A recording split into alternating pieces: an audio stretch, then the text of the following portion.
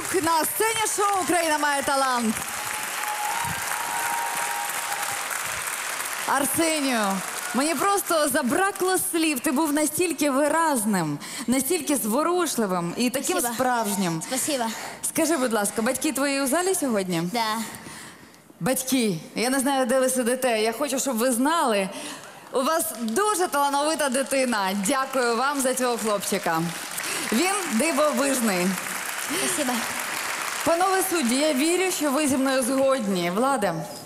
Я согласен, безусловно. Мне кажется, Арсений сделал огромный шаг вперед по сравнению с кастингом. Сегодня, казалось бы, новый номер, новый образ, но ты еще более убедителен в этом образе.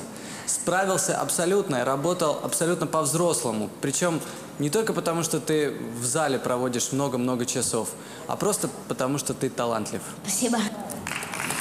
Слава, маленький принц тобі сподобався? Мне очень понравился «Маленький принц», и более того, это одно из моих любимых произведений. Именно поэтому в свое время, когда я делала дипломную постановку в институте, я выбрала это произведение. Я должна сказать, что оно очень сложное, и мне так приятно, что ты взял это произведение. Спасибо. И ты, 8-летний мальчик, справился с ним, и ты еще смог, помимо того, что ты перенес нас туда, в эту сказку, если так можно сказать, тебе еще удалось показать высокий уровень профессионализма. Спасибо. И красиво, и суперпрофессионально. Старался. Молодец. Мы видели. Дякую. Ігорю, твоє суворе серце Я щось прослухав. Ти... зворушилося? Підожди, я щось прослухав. Ти робила дипломну роботу також гімнастичні вправи? Игорь, я тебе потом расскажу свою историю, если ты чего-то не знаешь. Арсенію, Так не могу. тобі 8 років. Да. У 8 років ти так впевнено себе ведеш на сцені, що виникає запитання, а що буде далі? А я тобі скажу, що буде далі. Якщо ти не зазнаєшся, якщо ти будеш наполегливо працювати, на тебе чекає величезне майбутнє. Може таке бути? Може таке бути? Да.